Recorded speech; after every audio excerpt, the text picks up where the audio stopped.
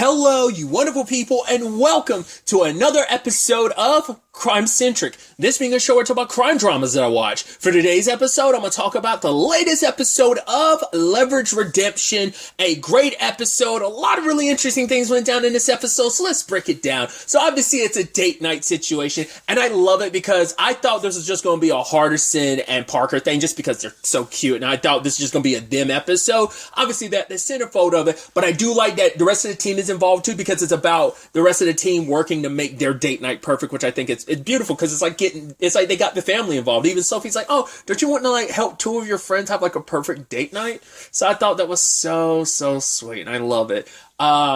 Because I do, correct me if I'm wrong. Like, I know if they were obviously for a lot of the original show, Hardison and Parker, it was a will they, won't they. I know it obviously like a lot happened between them between season 4 and 5, but did they officially start dating in season 4? I feel like they might have, or I was like, I can't remember if that was in between seasons. It might have been actually in season 4 that on screen that they started dating. I just can't remember off the top of my head. Either way, I like the opportunity to spend more time seeing them being so cute, their little date night, and he set up this whole thing for her. I love that they both went to like half the team. Parker went to Brianna and Harry, and Hardison went to Sophie and Elliot. And I love that Elliot's like, am I gonna get punched and kicked on your birthday? And he was like, Hardison's like, no, I promise. The moment he said that, and Elliot almost had that look in his face, like, I was like, he's gonna get punched and kicked on the on their date night or something. I hope I didn't say party or birthday party before. I think I meant to say party if date if I misspoke earlier. Sorry. Either way, I love that. And it's like, yeah, all of them working together to make this possible. You know, let's go steal a date. And I love that Brianna's got her own date of her own and she's trying to get Elliot to cook for her. She's like, come on, you're already making one meal, so go ahead and make another one on the side. She's like, just think about it. Hook me up. Come on.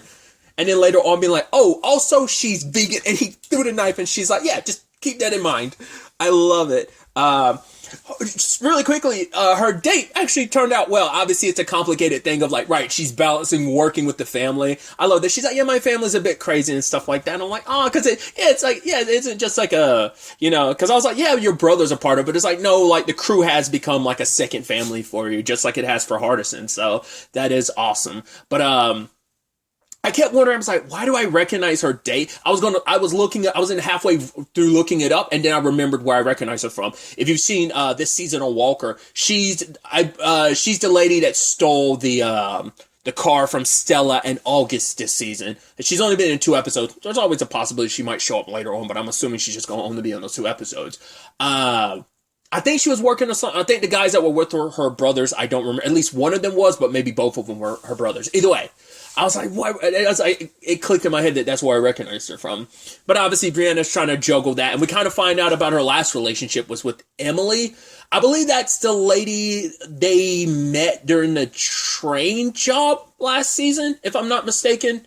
I could be. I believe that's the person who she's referencing because like Brianna and her like hit it off last season. But it's like, right, she got this cool tech job and Brianna's like, yeah, me and my family were kind of sketchy. And I guess it's like she didn't want Emily to be connected to her. It's like, right, I don't want to be the reason why you lose up on this great opportunity. So, I almost thought for a second, I was like, oh, is Brianna kind of worried that like, right, she goes work for this business and then me and my family might end up having to target her business because they end up doing something shady and it kind of puts me at odds with Emily or something like that. I mean, obviously this, you know, this line of work has brought people together and kind of, you know, led to, you know, people going their separate ways and stuff. Obviously, it's like it led, you know, Nate and his ex back into the same world. Obviously, it allowed because, oh my god, Jamie Ray Newman had a character. It was during the horse episodes in the original show. It brought her and Elliot back together, so that type of stuff. But either way,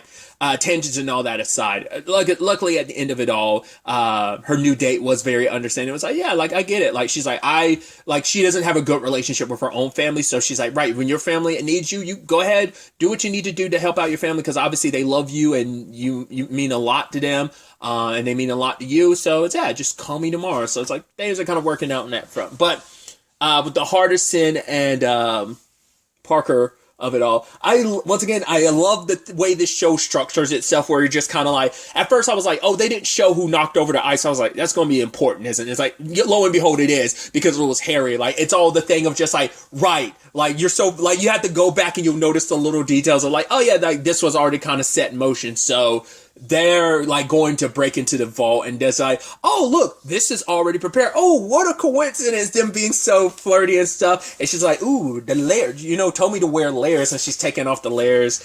Her licking the dinosaur, apparently licking the dinosaur head is her thing. She's like, yeah, it's 150 million years old, like no one's ever licked it before. He's like, yeah, but that's not a good thing. That's not an indication that you should lick it, So she's doing it. He's just like, stop licking the dinosaur head. Once again, not even her first dinosaur head. And they ran into another one before, Sue, that apparently she's licked at least twice beforehand. So it's just like, yeah, Parker's Parker, right? So, but they kind of get locked in a vault because, cool, you just happen to stumble upon a robbery. And especially when Elliot ran into the other guard, and the guy was like, no, I'm gonna stay. Nah, I need an overtime. He kept making excuses, and then he leaned back at the same time Elliot did. I was like, okay. I also love the little like side note where like Elliot was like, yeah, there's something about this guy, and Harry's like, oh, distinctive haircut. He was like, no, not distinctive, and that in itself is distinctive. But I was like, I love that, because that's always the thing. His non-distinctiveness was a distinctiveness, because Elliot's always about like, yeah, it's so and so. How'd you know that? It's a very distinctive haircut, or it's a very distinctive shoe or something like that. Yeah, the guy he was like, oh yeah, you're with the army, one tour or something like that. He's like, how you know? It's like, yeah, because it's very basic. He's like, yo, let me show you. And he knocks the guy out. Guy surprisingly got back up, but then Elliot made sure to put him down next time. No, not down, but yeah.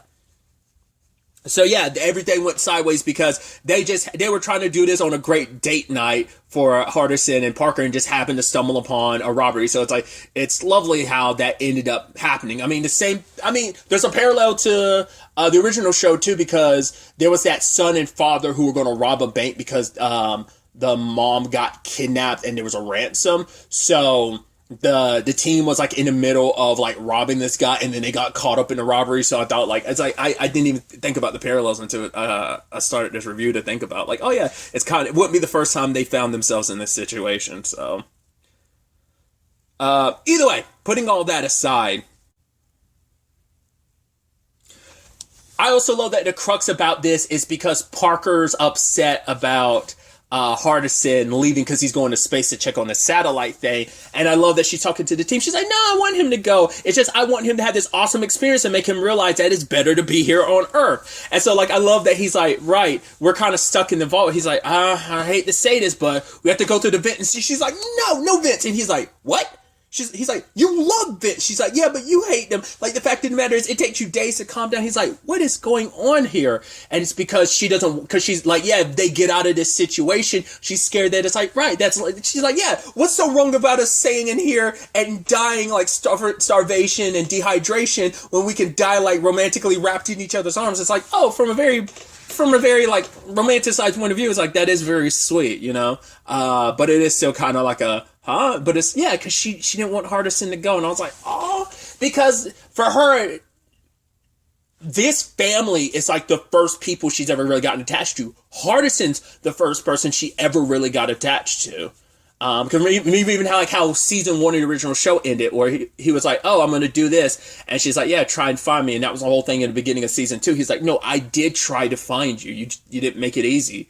So, and obviously they've always had that special connection where she's just kind of like, right, some things aren't that easy. So he's like, it might be a little hard, but like, just give me time is kind of like how a lot of their earlier stuff between them was. And so she's grown very, very attached to Hardison. And it's like, and I think he's the first person probably outside of her father who taught her everything. That's the first person that's ever really like she's latched onto like that, so, and because getting latched onto him led to her latching onto obviously this family. So like, he's the foundation of a lot of like who she's become. And she's afraid to kind of let him go because it's like, yeah, like, what if you're out in space and you need me, And it's like, she needs him just like he needs her. Because at the very least, even last episode, there was the whole thing about, yeah, Hardison's always watching us through the cameras. And yeah, he might be away, but she always knows he's not that far away. It's like, yeah, but you're going to be in space. But it's like, yeah, that's like, how far is that away, really? It's like, it's actually really sweet and endearing to see that. So it's like, yeah, they go through the vents. And then they're gonna have to go through the vents again. It's like, no. The kid who's stuck in the vault is stuck in the vault. Like, no. He's gonna be fine. And it's just like, she's like, all right, the layers. She was talking about, oh, there's still another layer. And he was like, yo, okay, the children are the future, but yo, come back. What about those layers? The layers. I love it. It's so good. And I do love, obviously, at the same time, Elliot's dealing with his situation. Mason ran into him. The kid involved in all of this was scared of him. Because, yeah, Elliot's a scary guy. But Sophie and Harry are trying to suss out the rest of the squad, the rest of the people that are held here. Because it's like, right, this has to be an inside job. So what's this all about? And Parker and Mason actually really connect because, yeah, they're very much going through the same thing. Like, he lost his grandmother, she's the one that took care of him, like, since he was 6 years old, and she's looked after. And for him, it's like, now he's lost kind of like his best friend. And Parker's in a very similar situation. It's like, right, this is the person that's always, you've got me and I've got you. It's kind of what she would say. And so we're going to be okay. That's what she would always tell Mason. And Parker connects with that because it's her and Hardison hearing her talk to Mason about it. It's like, yeah, it's going to be okay. And even Mason's like, well, if I, when they're doing all they're going to do to like blow open the vault door, because it's like, yeah, the sprinklers, the fire alarm was pressed. So like the air is being sucked out of the room and stuff. So they got to get out of there before they suffocate. So it's like, Mason's like, yeah, if I die, it just means I'm going to be with my grandma. I was like, wow, that's a very like mature and like very like existential way of like approaching that. Just being like calm, like, well, at least I get to see my grandma again. I was like, wow, that's a lot for a kid that like knowing like a pending death is upon the way. That's a very calm, like very adult reaction to that. So, but luckily they were able to get the doors blown open. So. Also, Brianna agrees that, man, Parker was right. Using tasing is good. It's like, yeah, because she tases two of the bad guys. So I did like the reveal because I was like, right, Sophie and Harry had two major suspects. The main guy behind this display and everything, because two people. The guy Justin, who's kind of like who was like married to Mason's grandmother, and then the guy who put up all the money for all this like display and stuff. He's overextended, and Justin isn't getting much out of the will because the will's based on how long they were together, and they were only together for less than a year by the time she died. So he's only getting half a meal in the will. So both of their suspects immediately got knocked out. I was like, huh, interesting. And I did think it was interesting because I didn't think about it at the time. Because when he was running towards like Mason, I was like, oh, like he knew. But the moment he said like, wait, how did this get here? The moment the dino head was there, I was like, oh, so you are a part of this because you're like, no, this should be gone. But it's like, wait, but they were like, oh, how'd you know where Mason was? I was like, oh, well, the vault. But I'm like, no, they even talk about it. There's multiple vaults. How'd you know it was specifically this one? And it's like, right, because he was a part of it. It's like, that whole thing is super messed up. It's like, especially because he gave that whole speech earlier in the episode. I was worried about that. I was hoping he wasn't the bad guy because he said that whole speech of like, hey, I know your grandma was the last family you had, but I hope that you kind of look at me like that. He's like, hey, when it's all said and done, you don't have to do it. Like, FaceTime with some people and then you could go play your game and you're going to be fine. And the way he's like, hey, gave him like dap and stuff. I was like, please tell me you're not going to be a douchebag. And you ended up being a douchebag. Once again, both guys that got knocked out, that was to keep up the front. But yeah, both of them are responsible. They're a part of this robbery. So, because even none of them knew that Mason was in the, didn't know. They knew that Mason was going to be in the vault, but home dude who pulled the fire alarm didn't know that Mason was going to be in the vault. The bad guys did, but they didn't expect the fire alarm to get pulled because everyone else is just trying to get money. So is Justin, but Justin plans on getting the money by killing Mason because basically there's a 30-day like basically survivor's clause to it that yes, Mason has to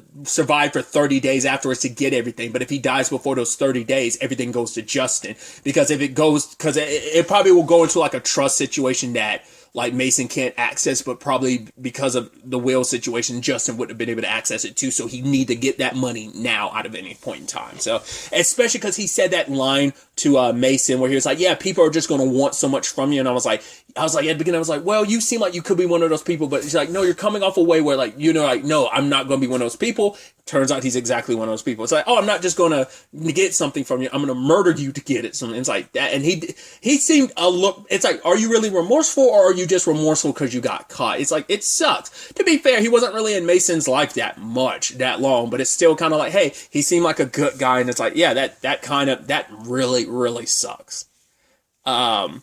But yeah, that's what this is all about. Once again, the others didn't know his plan was to kill Mason. Because he was originally, they were supposed to steal like a very specific painting. But when Sophie was like, yo, get that T-Rex head out of here and put it in the vault. Because they wanted it to be, because the watch was for Hardison. And the dinosaur head was for Parker. So they were like, right, we're going to like put that there for Parker, and the painting that they they put it on the out front display. So that's why the bad guys had to take the dinosaur head instead.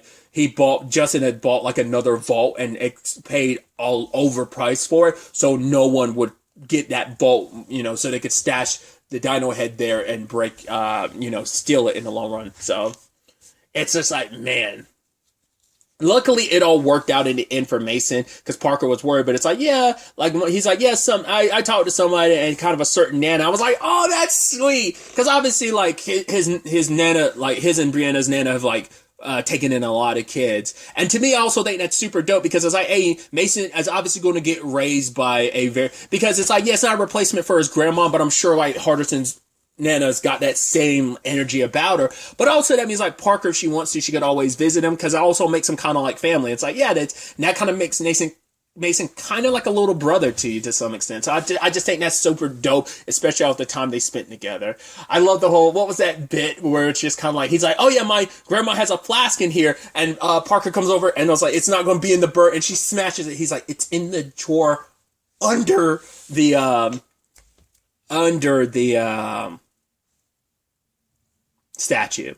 But like I said, I love the whole message behind this episode where it's like, right, you and me, like, we're Parker and Hardison, we're partisan. The fact is that, like, no amount of, and I think she might have said this to, I think it might have been something she had said to Mason, was like, right, time is just this construct. It kind of, isn't something like you have to be so conscious of, so aware of it. It's just that it is basically, long and short of it is, regardless of where you are, like, the people you care about and love will always be a part of your heart. The same thing for Hardison. He's like, right, even if I'm in space, you're always going to be with me. Like, we don't even have to be in the same place, the same planet to always be connected. And I love that she's like, yeah, she's like, we're like the Doctor. We're like two doctors, or a Christmas special with multiple doctors. I was like, you're hitting my nerdy heart, dude. I love it. Which obviously it's like, yes, there's been, obviously even outside of the Christmas special. But I mean, obviously, like, they kind of ran the gamut of everything, because it's like, right, the Doctor, or two doctors, like the 50-year special. I mean, granted, that had a few doctors involved. Obviously, the Doctor also, Jodie Whittaker's Doctor ran into, an older version of herself with the roof, the whole time a child situation. So there's that. But yeah, a Christmas special with multiple doctors. I love that whole bit so much. That was so cute. And it's like, wow, this whole situation was so complicated. How about next time we just like jump off a building or something? And Hardison's like, yeah. He's like, no, wait, no. It's like, yes, despite all these years, there's certain aspects about Parker, like the vents, as well as the jumping off buildings, that still isn't, the thrill-seeking aspects of it isn't quite, but obviously for Hardison, he puts up with it, because it's like, hey, that's a give and take of relationships. Obviously, she's gotten into some really nerdy stuff because of him, but also, like, he doesn't like the vents, he doesn't like the jumping off buildings thing, but he does it because he loves Parker, it's like, those are things that she loves. I even love that he's like, right, we'll go into the vents. She's like, fine, I'll go into vents, but I won't like it. I love it.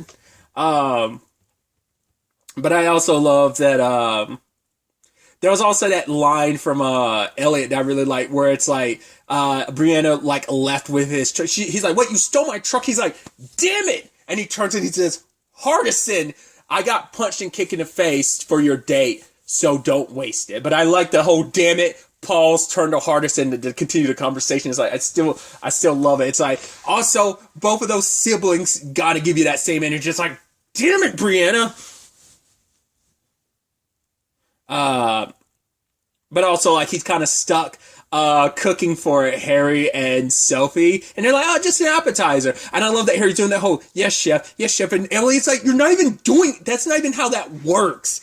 It's just such a beautiful date night, fun-filled adventure episode, and I loved it. I was like, that was just great. So, just another stellar episode. That's just the show. The show's so good. It's just so much fun. I love it. You just forget how, like I said, when the show's not around, you kind of forget. It's not until I rewatched it, I was like, man. Like I said, I talked about this before. Someone described this as just like one of the best comfort shows. Yes, the show has its darker elements to it, but like every episode is just kind of like when it's just like, oh, you can sit back and relax and you're gonna have fun. It's just a fun show that it can be so sweet and endearing and just. Yeah, I mean, it's just so good. It's just so good. But really, that's all I wanted to talk about. So the next time we meet, be happy, be safe, live life to the fullest, and enjoy it. Good day, and goodbye.